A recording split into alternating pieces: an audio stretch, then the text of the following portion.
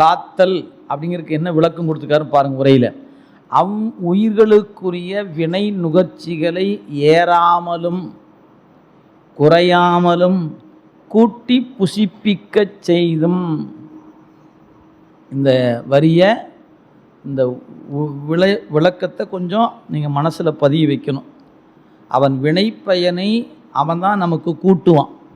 நம்ம கடந்த காலங்களில் நாம் என்னென்ன நன்மை தீமை எவ்வளவு செய்து வைத்திருக்கிறோமோ அந்த குடோன்லேருந்து இந்த பிறப்புக்கு நமக்கு உட்படுத்துகிற பொழுது அவன் தான் இது இவ்வளவு இருக்கட்டும் இது இவ்வளவு இருக்கட்டும்னு எடுத்து கூட்டி வைப்பவன் அவன்தான். அது நாம் செய்ததிலிருந்து எடுத்து கூட்டுகிறானே ஒழிய நாம் செய்யாததிலிருந்து எடுத்து கூட்டவில்லை.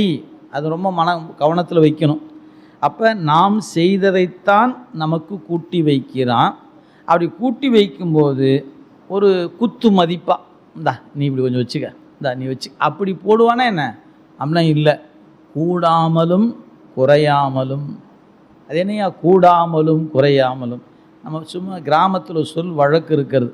ஆட்டுக்கும் வாழை அளந்து தானே வச்சுருக்கிறான். சொல் வழக்கு இருக்கா இல்லையா? அப்போ அது ஏதோ ஒரு காரணம் பற்றி தான் அந்த அறிவை நமக்கு கொடுக்கலை அப்படிங்க நம்ம விளங்கிக்கணும். அப்போ நமக்கு இந்த மனித சட்டைக்குள்ளே நுழைகிற பொழுதே எழுதப்பட்டு விடுகிறது. என்னது? நீங்கள் இந்த வாழ்நாளில் இந்த சட்டைக்குள்ளே இருக்கிற காலத்தில் என்னென்ன வகையான வினை நுகர்ச்சிகளை நீங்கள் பெற வேண்டும் எல்லாமே டே பை டே ஒன்றொன்றையும் எழுதியிருக்கிறார்.